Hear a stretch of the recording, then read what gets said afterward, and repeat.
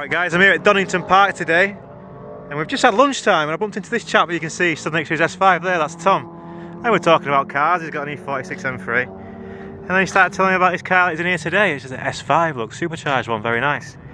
And he started telling me he's got one leg and he drives it with one leg and he's got a left-footed accelerator pedal and I'd never heard about anything like that before and I want to come have a look at it and then he says I can take it out for a drive if I want, but he has taken the board out. Where is the board? He left it in for now. This whole thing up. Very crude, but it works. So you can only use the car with your left leg, right? Left foot accelerator. This is a very simple setup, this one. Right, and this is a 2012... Crude job. 2012 Audi S5, remapped, all the usual stuff. And you drive it with one foot, but only the left. That's mad, man. But anyway, we've taken it out, because we're going to go for some laps around with Donignton GP track.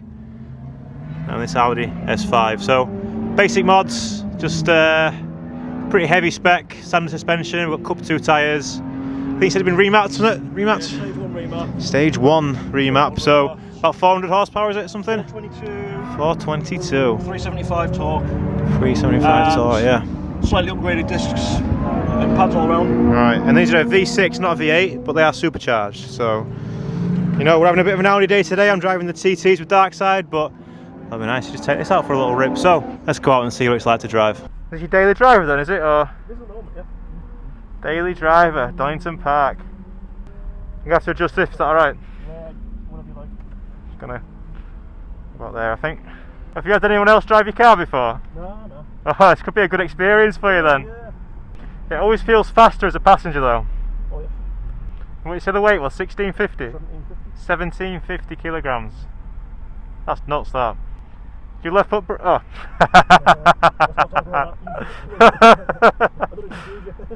Shit. Oh man. I've definitely taken the board out, haven't I? Yeah. Do your left foot brake? Of course you do. Your left foot accelerate.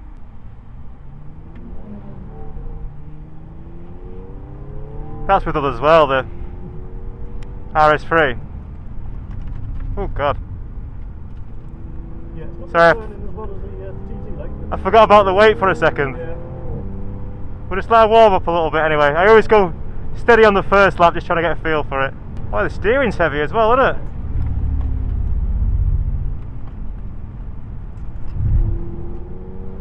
It's quite a stable car, isn't it? Yeah. Well, we'll see when we start pushing it a little bit. Yeah. Just want to give those tyres time to just come online a little bit. The brakes seem very keen. What did you say, it's Frodo pads? DS2500, yeah. Right. This is initially where I had the page, so it's just in case they're like... They are noisy, aren't they? Yeah. Does the pressure feel okay on the pedal though? Pedal feels good. Yeah. You get warm. It's definitely got some power. It's not bad, you know what I mean? It's hefty, yeah. Hefty car. Oh yeah.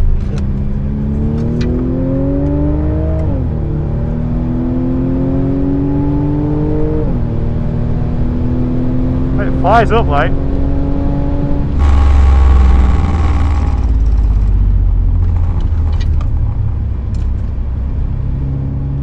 Yeah, those Cup 2 tyres, I like them, but you can't take the piss with them. You just have to stay in the limits of them. Yeah.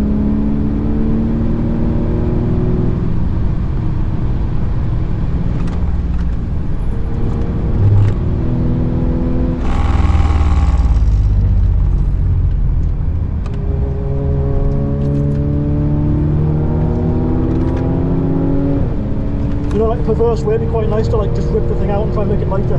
Yeah. And then go with some better suspension and you know, like a bigger brake kit. It'd be like a bit of an oddball car, wouldn't it? Definitely feels heavy. Yeah.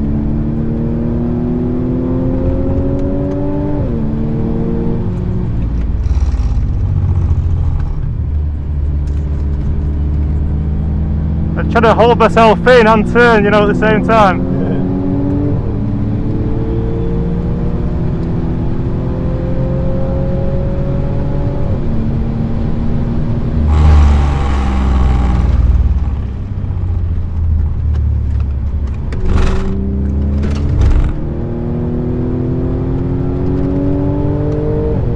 taking it though.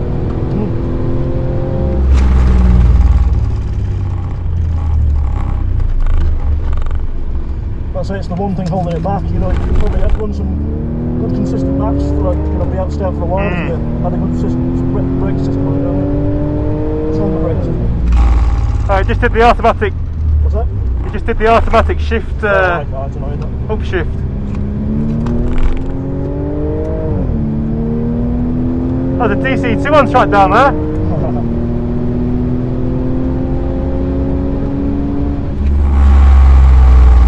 Yeah, the pads are super aggressive, aren't they? What does it feel like as a passenger?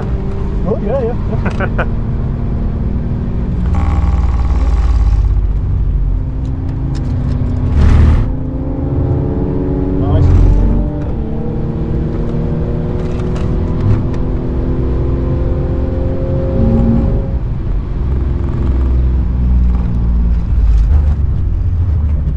Yeah, the pedal went a bit funny then. Yeah. Just go steady with it. Didn't expect him to brake. Yeah. He did a Integra, he should be braking later than that. Yeah, the pedal's got a bit funny. That's weird, that, isn't it? I would just be careful then for the... It's almost like an on-off switch, it's just kind of gone a bit... Maybe just reduce the speed here and then just double pump it a bit or something to see what it thinks. It went like the travel. Yeah.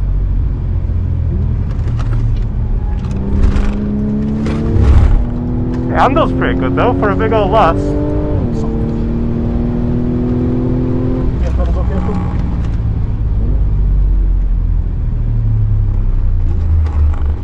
It's still stopping alright. I think it's maybe I just pressed it a bit too aggressively.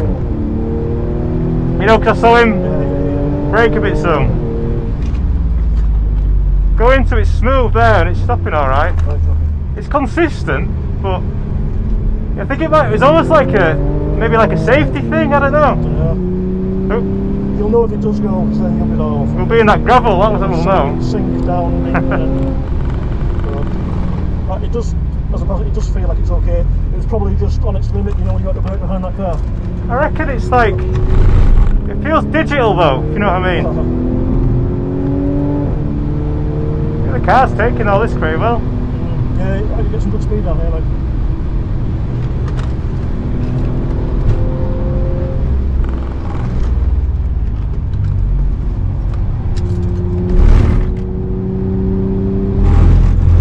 Got plenty of power low down as well. Yeah.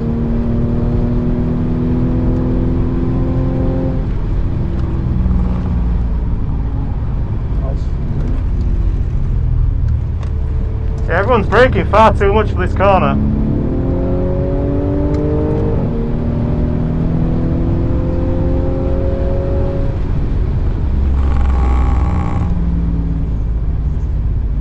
Yeah, it's not very confidence inspiring, is it, when you feel that with the brake pedal? No, that's not the thing.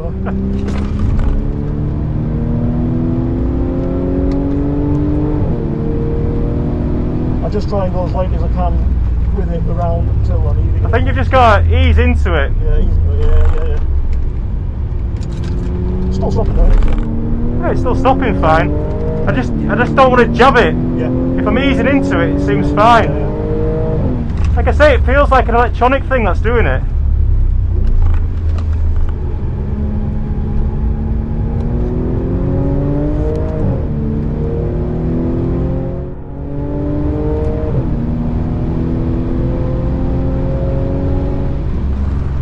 It's nice to be able to keep it with some M2s though, isn't it? In a big bus like this.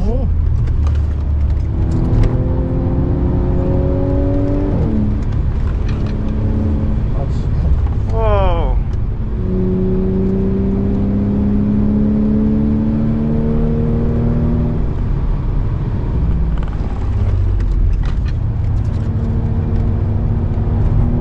I'd say we're right on the limit of these tyres, man.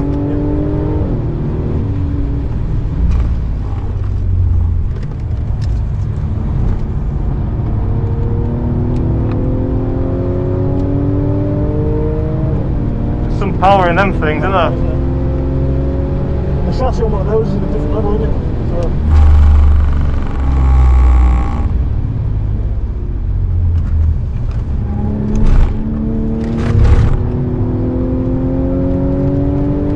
just ease into the pedal, it's fine, but you know, I don't want to be going into the back of a M2 competition to prove the theory, but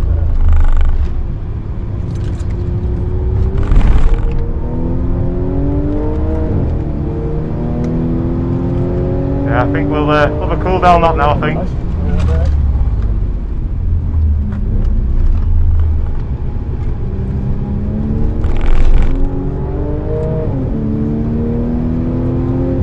Yeah, it's good. Well, thanks for that. Yeah, definitely that brake pedal, I don't know what's going on there. It'll be a hard one to explain to the internet because it's obviously something that you feel rather than what you can see, but on a couple of the corners when I'm braking heavily or suddenly, you just feel the pedal move, but the brake pressure seems to be consistent, but obviously it unsettles you because the pedals kind of move. Yeah, it's unsettling having too much brake travel, isn't it? Yeah. You want something that's nice and tight, don't you, really? Well, it's just, it's probably some kind of safety system or something silly being triggered.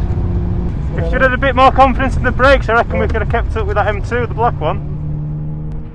Surprisingly good handling car as well for the weight. Oh, we never put a microphone in the engine bay. That would have been good. Sometimes with these more modern cars it can be a bit not the most fun thing to watch, especially if we're just, you know, staying in control. Yeah, it's good grip. Not as much understeer either. In fact, I don't think we had any understeer really. Right, cheers for that. Right, so that was the Audi S5. Could you hear it? I reckon the noisiest thing inside that cabin was the brakes, especially when they were cold. So it's got some EBC discs on it. I think it's the discs that are making the noise. Frodo front pads, and I think it's a Terex rear pads, right? Yeah. And yeah, the brakes super noisy, but the car itself, well, so what was surprising about the car was how it held its own, really. We had a little bit of an issue with the brakes, which wouldn't have been very easy to come across on camera, but what happened was the first time when we were behind the Integra braked. I didn't think he was going to brake there because he was already going slow enough, but I kind of stabbed the brake pedal a little bit and the pedal kind of went to the floor, which was a bit spooky. So yeah, I didn't really fancy that. And then a couple of times when we were behind the M2, same thing happened where it just yeah, the pedal just didn't feel right. So there's something strange going on. It felt like an electronic thing to me more than a mechanical thing. You know, if your fluid's boiling or if your pads are fading, then you can tell because it's consistently shit or it's getting worse, right? Whereas that just seemed to be really inconsistent, and then sometimes the brakes felt really good and other times they didn't. And I mean, the stopping power for a 1750 kilo car, and with two lads in it as well. I mean, you're in the 100 kilo club as well, are you? About 90. About 90, oh, I'm in the 100 kilo club, so there's a nearly 200 kilo lad in the car as well, so call it nearly 2 ton of Audi going down the road, and we're trying to slow it down here at Donignton. It did alright, yeah, it did good. And the Michelin tyres, I don't know if you could tell, but there wasn't a hint of understeer, and we were leaning on it quite a lot as well, but not a hint of understeer, so, you know, that's nice to see, isn't it? Yeah. So we almost kept up with that M2 competition, didn't we? When we come up on the two M2s, I think they were having a little bit of a play. Hello, Van. I think they were having a little bit of a play, and then the black one, yeah. If we had a bit more confidence in the brakes, I reckon we could have kept up with him, but in what's an M2, we probably got 300 or 400 kilos less than us and you know, more power, so yeah, the S5 was doing good.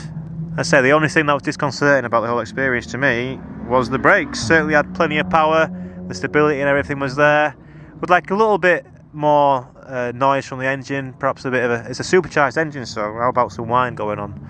The gearbox is a bit strange as well. Rather than having a rev limiter, it just changes up gear, so there's a couple of times where we exit corners and I pulled the right paddle to change up, and because I hit the rev limiter around the same time, it actually went up 2 gears, so yeah, that was a little bit strange. But for a mostly original road car, S5 as well, remember, it's not an RS5 or anything like that, I think yeah, pretty impressive to me.